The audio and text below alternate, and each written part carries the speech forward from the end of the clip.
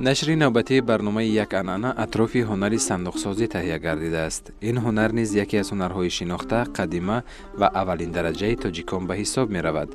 در زمانهای پیشین صندوقسازی خیلی و خیلی معمول و مشهور بود و شماره صندوقسازان نیز بسیار.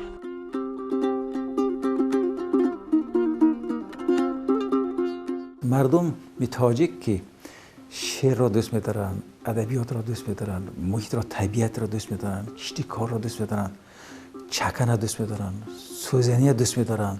بلکه خانه را باید آرایش داد، یعنی زیبایی را دوست می‌دارن. یک جزء خانه برای عروس و خانواده این همه صندوق است.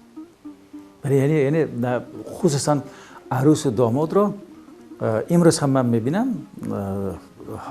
من تقریبا 98-99% 100% گویم میشد که حتما میگن که صندوق سفارش دادید. اگر که همین عروس و داماد که دیگر توی نزدیک شد به تردد صندوق کابی میشن، یا سفارش میدن یا میرن بازارهای این یا آن شهر از جمله پایتخت ما دوشنبه میرن و انتخاب میکنن که کدام صندوق را گیریم.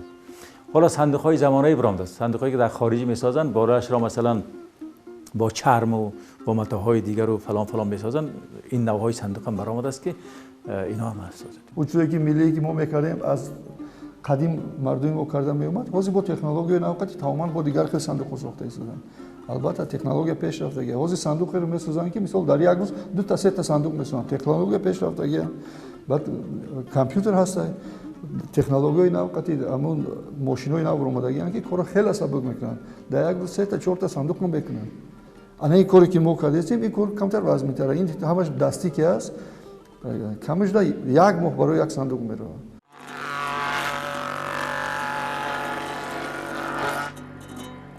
هر روز این بانوی صندوقساز انا همین گونه در این استخوانه سپری می‌گردد. وقتی با هنری او از نزدیک شناس شدیم، گمان کردیم که به همسرش کمک می‌رساند.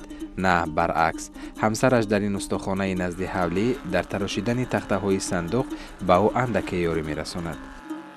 پدرم به یاردم میکردم، ستناگو پیشم به میستادم. پدرم یک صندوق به اگر رزمیرش 15 باشد 15 تا تخته میرد، 10 باشد اگر 20 تا تخته میرد.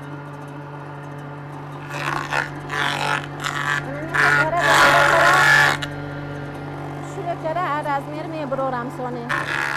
حاضر اکنون اون صندوق سازی سنتی دیگرها در بعضی شهرها در بعضی جاها حتما هستند ولی کم مانده. بعد اون طبق آیین و عادت‌ها چخیل می ساختند، چگونه می ساختند، چگونه از استاد خود تعلیم می گرفتند، از اونها پرسید، از خود استاد باید پرسید. ولی زنهای صندوق ساز هستند. اونا مثلا بند صندوق سازایی که هستند، من خودم بارها دیدم که استایی که همیشه هم چوب تراش است، هم صندوق می سازد، هم گهواره می سازد و غیره و کذا، اولادی بابا کلانش صندوق ساز بود یا استای چوب تراش بود. در خانه همسرش، فرزندانش، دخترش برایش کمک میکنن و در نتیجه خودی آنها هم صندوق سازی رو یاد میگیرن. زنها نیست. زنم من یاد گرفتم این کارا. اول من کسبم سرتراش بود، ثانی همین صندوقچه استر و ایران شدم، بعد ثانی من به همین هنر من صندوقچه یاد دادم. من بعد همین صندوق هنر یاد گرفتگی من آدم ها زنشو ما کار میکنه، همین صندوق میکنه.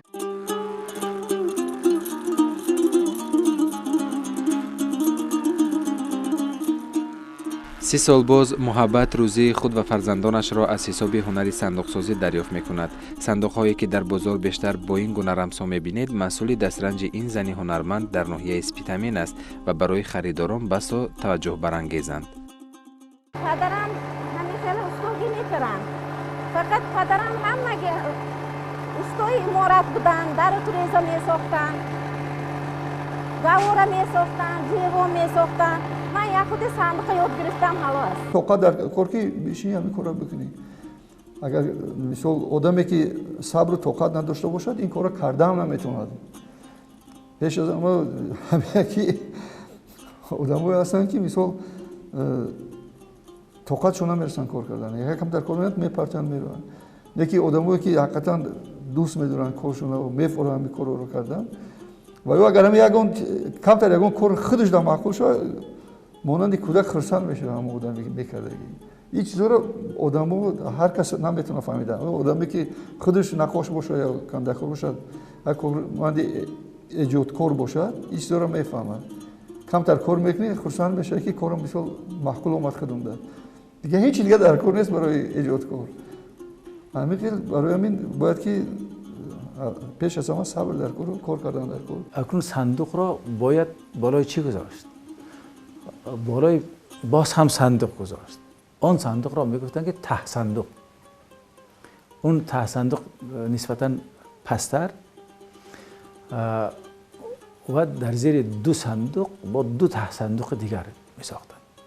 اگر در گذشته مثلا فرض کنیم 80 90 100 سال پیش که باباها و بیبی ها ما نقل میکردن و خود ما اون صندوق های آنها را دیدیم، وقتی که صندوق را سپارش میدادن اگر کمبغلتر نادارتر باشن همین صندوق و ته صندوق سپارش میدادن خودش جفت میشد. باز غیر از این یک کار دیگر هم میکردن که عروس انگشتری، گوشواره، مهر، چیزهای گوناگون زر و زیور دارد. این یک چیزی طبیعی است. اینها را باید به جای نگه دارد. اون هم صندوق است ولی نامش صندوقچه. صندوقه که خورد. این صندوق نیست با سپارش استوها می ساختن.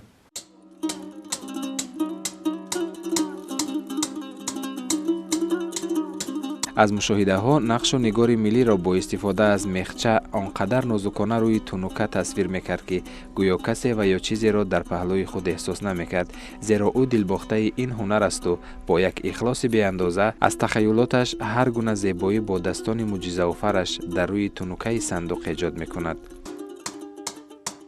اوزی اکون یا پیر شده کمتر کراسی خیالم کمتر کرده بس هاو بوین.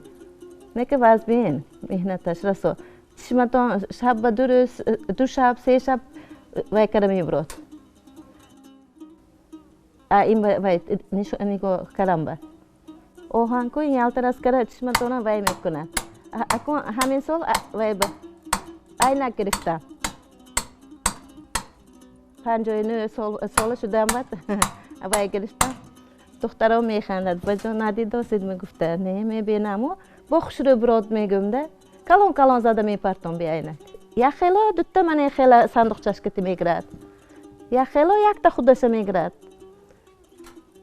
هر شهر هر خیل. من این طرفای دوشنبه با دی بچه میگرفتیم. طرفای مهم با اوچه بچه میگرن. قشلاقو با مایده چشکتی قطع میگرد. سه تیکی کرد. برابری اهمیت دادن به آرایش خانه که کشیده‌ای سر دیواری و غیره گفتیم به صندوق نیست. اهمیت مخصوص میدادن. خوش حتی آدمایی که اندکی سرمایه‌شان است دیگرشان صندوق بالای صندوق چوبین هم درونش هم بیرونش همش رو آهن‌کوبی میکردن. از همین آهن‌های آلومینی انتخاب میکردند و یعنی در صندوق باز هم برای احتیاطکاری اگر که چوب هست بعد از یک مدت وای نپوسد یا بعد پوسیدن در آنجا یکون حشرات دیگه سال ندارد صندوق چند سال خدمت کند. حتی نیت میکردن که اگر من پیر شوم و صاحب فرزندهای زیاد میشم به یکی از دخترهایم یا بیشتر به دختری اولشون همون صندوقی که گرفتن اگر دارن اگر خوب است و خیلی زیبا بر نگاه دارن اون را هدیه میکنن، تحفه میکنن. این حالت هم در بین مردم هست. ҳозиро сандуқро бисёртар ман ҳозир шкаф фанеро ва ё буромадагиян яке сандуқ ҳатмӣ аст. ҳамаи дар ҷое ки мисол як хона обод шава агар пеш аз ҳама ҳамун сандуқша обод мекунад, сандуқро пур мекунад. Бе сандуқ намераванд. Барои набошам дар ҳар як мебело ва ёи нав буромадагиян ки мисол бисёр хушрӯанд баяне ки боз ҳамун чизи миллии худмон сандуқро мегиранд мераванд. сандуқ чизи асосия барои мардуми бо. Вақти тӯю тамошо ва ёда сандуқ албатта дар кор аст. сандуқ бояд боша, ҳеҷ вақт фаромӯш накунад. Ҳамаи хонада сандуқ ҳаст. Ягон хона бе сандуқ нест. برای چی صندوق لازم است؟ برای آن که عروس در آن همون لباسهایش را و چیزهای اساسی در کارش را در همون خانه عروسیش میگذارد.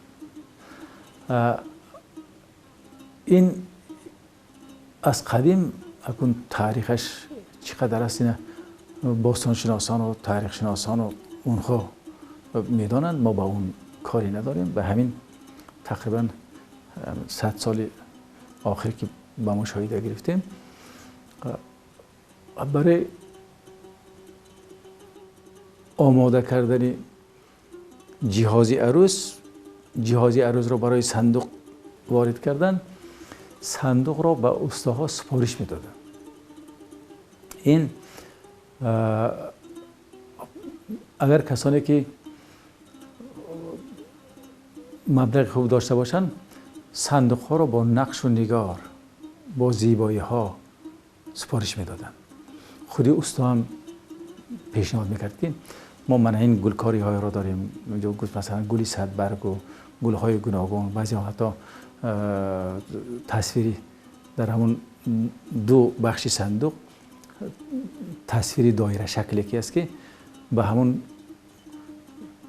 سوزنی که به دیوار می آویزند یا سوزنی میگیم کشیده میگیم مثل دایره، همون دایره هم در صندوق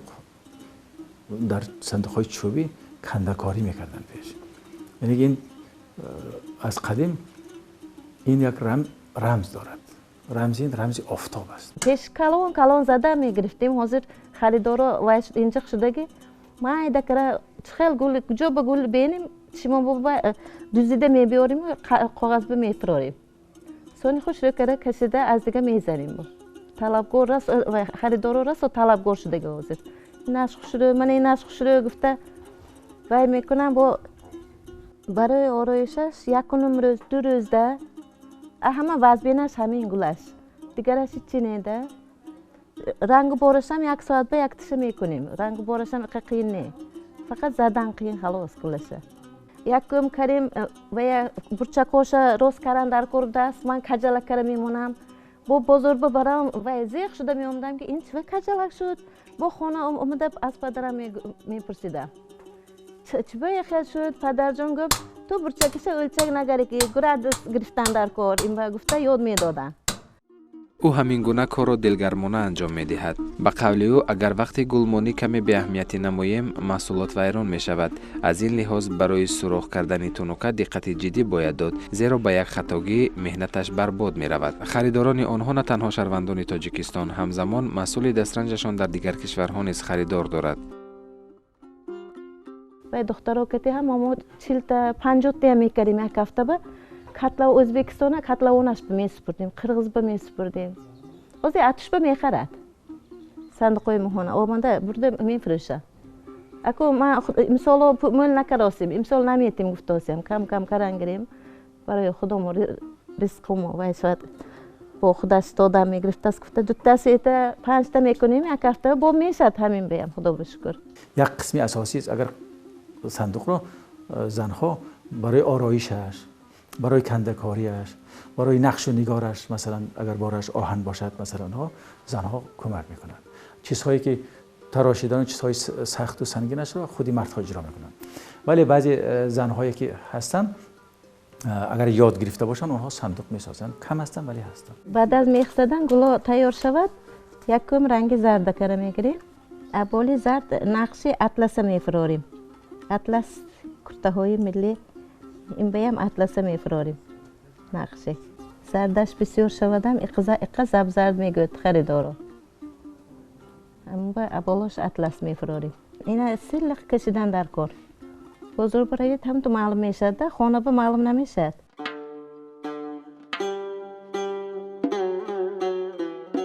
نیت دارد که در کارگاه خویش خواهشمندان را با آموزش هنر صندوقسازی فرا بگیرد، زیرا شماره اخلاصمندان این هنر زیبا خیلی زیادند. تا همین 40 سال پیش صندوق ها اساساً از چوب ساخته میشد.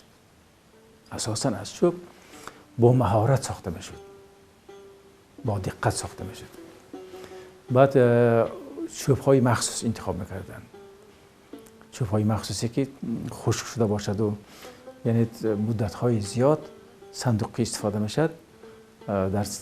در درون صندوق در یک از لباس چیزخوابانان در قدیم در بعضیش میوه میموندن، میوه خشک هم نگاه می‌داشت، میوه های خوبی که برای مهمان عزیز نگاه می‌داشتن و صندوق یا ته صندوق نگه می‌داشتن برای زمستان. از این خاطر چرا چوب خشک و چوب خوب و کرم نزده یا که کرم باید با اون نمی‌درآمده باید باشد که در اونجا گفتم که چیزهای خوردنی می‌داشتن. با این چیز هم صندوق سفارش دهنده هم صندوق ساز اهمیت میدادن. این نمونه زیبای صندوق‌هایی را که می‌بینید مسئول دسترنج سوربان شفایف، یک مرد هنرمند است که کارش پور دستی است و از دیگر صندوقسازان با نقش و نگار و آرایشات به کلی فرق می‌کند. در صندوق سازی کندکاری رو اجرا میکنم، بسیار وقت کندکاری هم میکنم، نقاشی هم میکنم. یکم بار من یکی وقتی از نقشه‌های ملی با خبرم، همه یمی تکنیکای کندال قدی کار میکنم. برای همین من یک روز گرفتم اما صندوق وقتی بیکاریم در خونه گرفتم اما صندوق با تکنیکای کندال کردم، نقاشی کردم و کندال خصوصیت اساسیش در چیه که فرقیاتش اصلا در چیه که همین نقش رو با سیمنت و با کلی ریخته یک قسم رنگ وای میشده ابیوم میتید همین وای نقشه. برای همین من این را کردم، صندوق در اجرا کردم، بسیار معقول شد. دیگه همون وای را برای خیش تبار برای فرزندان هم خیلی کرده دادم، معقول شدن. روزی خیلی وقتی که بیکار باشم در خونه بیرون از کار روزای بیکاریم در خونه اجرا میکنم. استخوانه دارم در خونه. خصوصا در شهرها تلاش میکردن که صندوق بسیار زیبا باشد. آرایش صندوق، چون که وقتی که بار را در بارای صندوق تخت میکنن و قسمت صندوق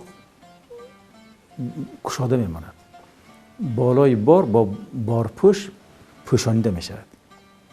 بارپوش زیبایی که سفارش میدن دوزنده های مخصوص که میدوزن، صندوق هم باید که به همون بارپوش مطابق سفارش میدادن. اکنون بعد سالها که وقتی که آهن و آهن پاره این چیزا پیدا شد، از آهن‌های باریکی که گوناگون رنگ میکردن آنها را قیچی کرده بریده استها با صندوق‌های آهنی میساختن و هم آهن پاره های خرد ریز هر کدامی با نام دارد. از طریق همین آهن پاره ها باز هم همون گلها را میساختن. عجیب این است که هم در بعضی دهه ها هم شهرها که من مشاهده کردم، اکثر صندوق هایی که من مشاهده کردم در همین دو طرف صندوق یک صندوق، دو تا دایره که میساختن به آفتاب مانند، یک آفتاب همینجا نورهایی که آفتاب پاش میدهد با همین یا با چوب اون را میکندن یا که با همون آهن پاره ها آهنهایی که است همونها را میساختن. استاهای قدیم اینو میدانستند که آفتاب است، این گرمی است، برای همین ما تصویر آفتاب را بیشتر میکشیم. بعدتر استاهایی که من 40-50 سال آخر که دیدم پرسیدم میدانم، اینها برای همون تصویر را میکشن، کنده‌کاری میکنن یا با آهن آنها را چسبانده میخکاری میکنن، ولی آفتاب بودن آن را نمیدونن. ما گفتیم این چی است؟ این یک تصویر دایره میگه. این کاری که ما میکنیم کنده‌کاری در صندوق میکنیم، کارش وزمین‌تره. مثلا ممکن باشد که یک ماه کار کنیم ва қиматтар меғалтад. Барои ҳамин ба фикрам ӯ қадар барои бисёриҳо вай мешавад гарон меғалтад. Барои ҳамин мумкин ки нагиранд. ҳастанд одамое ки барои ин чиз завқ пайдо мекунанд мегиранд, лекин каманд ба фикрам. این هنرمند وقت زیادی خیش را در دکان نزد خانه می‌گذراند. برای آنها هنر نقاشی، صندوقسازی نه از پدر و بابا میراث مانده است، بلکه هنگام آموزش میسر گردیده است. آفریده‌های او یکی از دیگر جالب‌تر بود و طلبگاران سرشمار خود را نیز پیدا کردند. این چیزی که من کردم این صندوق پیش از همه صندوق ما تختش رفته گرفتم. با استوی و یا قطعی رفته مصلحت کردم تختوی گرفتیم و یا را کاغ کردیم در و یا صندوق را تختو را کاغ کردیم بعد وای کردیم.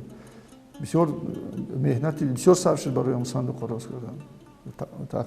بعد او خیلی که ما صندوق اول میگیریم تختوش را کاغ کردن میگذرونیم برای که یگان جاش نکفد و نکنه. با بغرض این صندوق ما یک матоқати дар болои сандуқ мекашем. Ин агар шумо диққат дода бошед, ҳамин кундалам техникаш ҳамине ки ин бисёр фақат тахтаву фанер нест. Беғарзи тахтаву фанер бо инҷо бо як материал матоқати мекашанд, клей қативаи мустаҳкам мекунанд, баъд болои вайда нақш мекашанд. дигар ин ки агар ба сандуқ таваҷҷӯҳ кунед, болои сандуқ, чор атрофи сандуқ ҳама ҷост, боз ҳам гул дорад. мисли ки خانه عروس را سردیواری آرایش می‌دهد، گرد صندوق هم همین خیلی یک سردیواری مانند نقش و نگار دارد. این نقش و نگار ها مارک باز هم به گل‌های گوناگون، برگ درخت‌ها، یعنی به طبیعت نزدیک. یعنی تاجیکان که از زمان‌های قدیم، از زمان‌های دور چندین هزار سال است که نسبت طبیعت که اینقدر عشق و محبت داشتن، یکی از مردمان کشاورز هستند و همون عرف و عادت سنت های کشاورزی که به طبیعت وابسته است، نهال و درخت و اینها را نیز پرورش میکردن. آنها را در زندگی خود، در تصویرهای خود، از جمله در سوزنی و کشیده و همچنین در صندوق خود هم آنها را تصویر میکردن. دلم میخواست همین کندل را در صندوق بکنم، همین کار کردم. ندیده بودم وقتای وقت من نقاشی میکردن ها، کندکاری میکردن در صندوق. نکی من همین کندل، تکنیکای کندل کردنش ندیده بودم. من که خودم اصلا همین کندل میکنم، همین چیزا کردم. بعد بردم اکایم فراد هم نشون دادم. اکایم فراد خیلی خرسان شد، گفت که خیلی هم بسیار نقص، بسیار خوش رو معقول شد. اکایم فراد هم ذکریا یوسف یک جوان هنرمند و کندکاری ماهر است. او اصلا روی صندوق ها را کندکاری میکند. میگوید برای ساختن یک صندوق تا 3 روز زحمت میکشیم. چوب آن را از درختان سخت بازار میخریم. بعداً با تصویر گل‌های گوناگون در روی تخته ها مشغول میشویم. این هنرمند جوان میگوید کشیدن گل کاری پرزحمت است، ولی این هنرش به او ذوق زیاد میدهد. مدت 10 سال است که با این کسب کار و فعالیت دارم و از خورده آرزو و هوس داشتم که من این کسب را یاد بگیرم و این آرزوی من عملی گشت. رفتم به نزد استا افضل از شهر خوجان. با اون کس گفتم که من میخواهم که همین کسب را یاد گیرم و او هم را رد نکرده، گفت که من لشما با شاگردی قبول میکنم. مدت 3 سال من شاگرد ایستادم در اون کس و این کسب را از خود کردم و یک چند وقت میشد که ما همراه این کس در صندوق سازی مشغول هستیم. اصلا وظیفه ما کندکاری است در اینجا و ما این فقط کندکاری اش میکنیم و با دیگر استا پیشنهاد میکنیم و آنها صندوق را آماده میکنند. بسیارتر روزی صندوق‌های برآمدگی هستند که مثلا تست میکنند این کارا. این هم با سبب دارد. پیش از هم با گفتیم که ماشین‌های نو برآمدگی هستند که کارا سبک میکنند. کاری استای صندوق هم مثلا کارا سبک میکنند لیکن و نرخش با گران نمیشه، ارزان‌تر باید شود برای که تیز کار میرود. یعنی که من این هنرهایی که من این بسیار زحمت بسیار کشیدم در کار، این چیزا البته گران‌تر میشه برای که مهنت بسیار сарф мешуд. Лекин одамое ҳастанд ки албатта ҳавас доранд, мегиранд чизи гаронам бошад, мегиранд барои фарзандошон, барои хонашон, барои кӯдакошон, барои духтарашон. طول 10 سال است که کنده‌کاری میکند. محصول دستش خیلی ظریفانه ایجاد گردیده است و منبع درآمد زندگیش از همین حساب محسوب میگردد.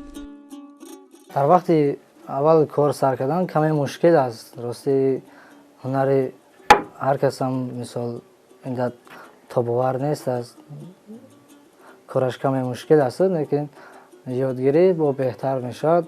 دیگر مشکلش هم نیست. شوق ذوق در دل باشد تیزتر یاد میگیری. اگر شوق ذوقی نباشد حرکت کنی با دیرتر. ما میخواهیم که هنرهای ما با مردم پیشکش کرده شود و ما میخواهیم در آینده استاد خوب شویم و این کار را با از این هم با بالاتر کنیم. مقصد اصلی همه که همین نقش ملی رو، همین کارهای ملی که ما میتونیم داریم از خدمت آمادگی هم برای ملت ما رو همه را باید فراموش نکنیم. همین کارا رو ما میکنیم.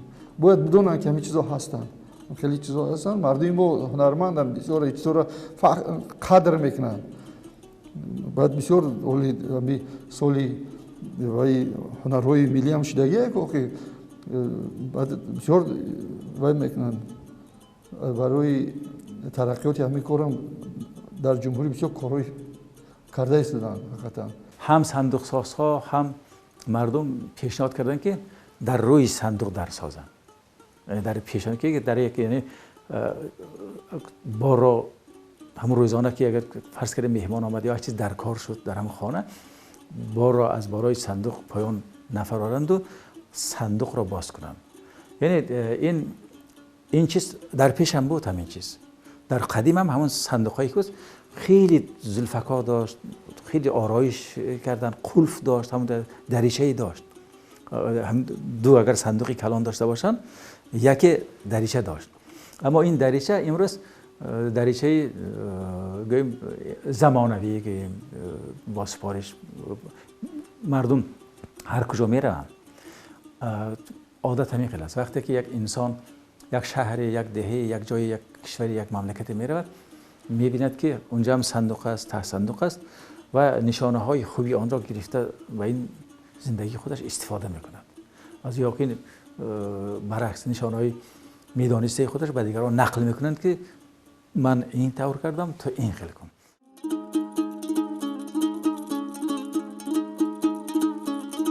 خاله ظرفا قربان و همیشه صندوق‌های همسرش را به یاد می‌آورد. میگوید هنر پدر و امروز فرزندش علی جان رستموف ادامه داده ایستاده است.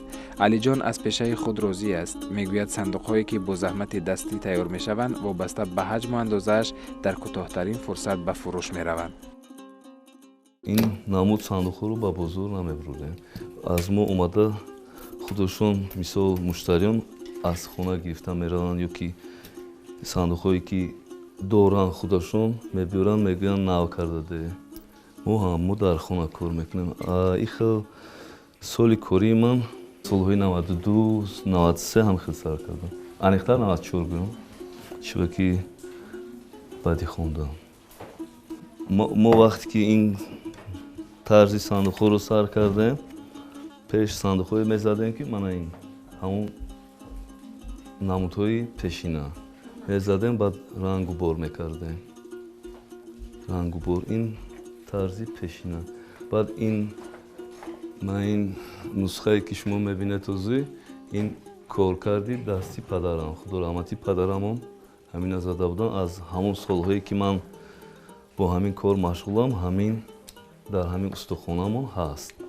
تونوکا میبرم و راز میرسم میگیرم با توچکت خود آشی بریده و بعد تونوکا گل کده میبرم و هم خیلی کارش خیلی صندوقا هم خیلی ها تونوکا بیزه برام دیگه حاضر کارش هم کارش وزبین صندوق هم وزبین علی جان نقص کن علی جان نقص کن گپش نرسه نقص کن خودم میکردیم اکنون که من خیلی صندوق وای برامد کنده کار برامد اونقدر صندوق نمیکند بچیم هم کار میکنه یک تامین آخر خانه و وای وقت ها як намуди дигар сандуқ мезадем ки ҳозир талаботи вай тамоман кам аст. Фақат расмкашӣ буд ку гулу гулзори тӯи муборак он хела ҳам мезадем. ҳозир ки талаботаш кам аст вайро аз байн гирифтам, дигар намезанам аз вай. ҳоз фақат ҳамин хеле. чӣ тавре аён аст ҳамин гуна сандуқҳо имрӯз дар бозорҳо камтар ба назар мерасад, зеро ҷои онҳоро сандуқҳои замонавӣ ишғол карданд. Ба қавли холаи Зурафо, пештар аз ҳамин гуна сандуқҳо барои арӯсон истифода мекарданд, зеро онҳо сифати хуб доштанд ва садсолаҳо барои як хонавода хизмат мекарданд. ман ҳамчунин сандуқ доштам ки ҳоло нигоҳ дошта шудааст. ман ба тӯи муборак буд, ҳамонам набуд пештар аз сандуқҳо. пештар чӣ хел буд 53 солаи ҳеҷ бало набуди муҳумба. сони тӯи муборак буромад, сони магазин гифта як тамсома бачаҳо майда вақта якта магазин сандуқ буром тасматан хели тасма ҳамо мегитем. сон бод ёд гитан ки ва тасмаша кандаи партан а дигар худашон мекунанд. сон бачаҳо ёд гитан. ҳечи набуд 53 сола ба худо ҳечи набуде. ман беҳечи гитомдаги будам. ҳеҷ вақт кори худамро ё ки кори дигар касро бад кардани нестам. ин кори мо меҳнатест ки ман ҳама чизашро бо дастонам мекунам. ҳозир чӣ хел мисол асбобҳо буромадагӣ тайёр мегиранд. мана мисол тунукаҳоро мо тунукаи калон мегирему мебурем. бо он асбобҳо мисол ин қадарги ҳамун асбоба мезанед, он асбоб ин қадари бурида мебарорад. яъне ки тайёр. аман ин чизҳоро худам бо даст хат кашида, бо даст бо ин қайчиҳо бурида, ҳама чизи кориам бо дасти худам, меҳнати ҳалоли худам. баъд ихел аст ки мисол ин майдакор акаҷон ҳозира кандакориҳо ё ки ман ин бозор мебинам бисёр вақт рости гап мебароранд сандуқҳоро чихел нигоҳ мекунед қариб ки ҳамаш як хел. ин яъне маълум аст ки бо ягон асбоб кардагиам. ин кори мо бо асбоб не бо дасти худомо. салимҷон кад, мана алиҷон ка истодем ягон кад намехаридем моҳон. ҷияношон мекарданд, апоҳо мекарданд, янгоҳо мекарданд. худом мебурам аз сандуқҳо. ҳамин хеле ки корба мериёд, аз коромда камакам мезанад. мекунанд ҳар хел мекарданд. шопур будан дадешу ҳам сандуқам мезадам. худамам кор мекардам, хатхатиошон ёрдам мекардем, мактаба кор мекардам. хата бача калон кардем. 5 та келин овардем, 3 та духтар бурардем. 2 та келини калонеба харида будем. сон ино калоншон худошон карданд, сони намехаридем. мана ҷияношон ба ка истодем, невароҳова. аз худом мебурод сандуқу мо. ка истодем, майдача мекарданд, калон мекарданд. мисол ихел ки мана мо чанд бародарҳо бошем, апа хоҳарон, худо ба шукр ягон бор мо сандуқ харидагӣ нестем. ҳамашро худам зада медиҳам. бо пеш аз ман бародарам буданд. онҳо хай ҳозир хонаву дарашон ҷудо. онҳо мезаданд баъд аз падарам. баъд ки ба мурури замона ки мо калон шудан гирифтем, мо гирифтем. он бародарҳоям низ дар хонаи худашон ҳам камкам мезананд. айхе ба мисли ман не. агар дигар ҳунармандон рӯи сандуқҳоро бо тариқи кандакориву рангобор оро медиҳанд, алиҷон рустамов аз тунукаҳои борӣ ки бо дастонаш мебурад гулкорӣ мекунад. мегӯяд кори ин душвортар аст. ҳар яки онро дар рӯи сандуқ мехча зада аз фикрамон нақш мемонем. беҳтарин тасвирҳо албатта таваҷҷӯҳи садҳо харидоронро бештар ҷалб мекунад. камкам бо интернет ҳам машғулам, вақтҳои бекорем як мебинам ҳавасам мекунад. мана ин тарзе ки ҳозир зада истодам, ҳам аз боло кушода мешавад, ҳам аз пеш. боз дар оянда ният дорам ки ана хел мисол дар ин ҷои сандуқ 2 та ғаладонча кушоям. кай мебинам вай бо чӣ хел кун замонавӣ, бо ҳамин замона нигоҳ карда месӯзем, ҳаракат мекунем ки ба муштариёнмон маъқул шавад. Ягон кори номушкил нест ба фикри ман. ҳам қадар ки сабру тоқат лозим. ин хеле шумо пурсидед ки мисол тоқа кор мекунӣ, бале тоқа кор мекунам барои он ки ман ду ҷияни худамро ростигап ёд додам ба ҳамин ҳунари худам. То писари худат набошад дар барат нест. барои ҳамин бо худам тоқа мондам. тахта аз напурсе бай тахта хоя тахта мекунам бай тунукоса бурду бовай размереса мегира бай и ҳамқа кораш мӯл ҳам хел када мишнем сони ҷоғда қати осон ак пир шудам ман намепарад писарам пир шудем мана 85 ба дар омадем чашмом хира гӯшом вазбин асабои ман худам ором мисол фикру хаёлам дар ҳамин мехзанӣ медонам ки ба дигарҳо халал мерасонам ба ҳар ҳол асабои худам оромам ба худо.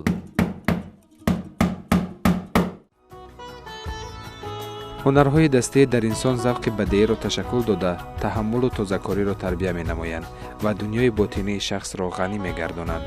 дар даврони мо ҳунарҳое ки замони фаромӯш шуда буданд эҳё гардида арзиши маҳсулоти дастӣ нисбат ба молҳои оммавӣ меафзояд.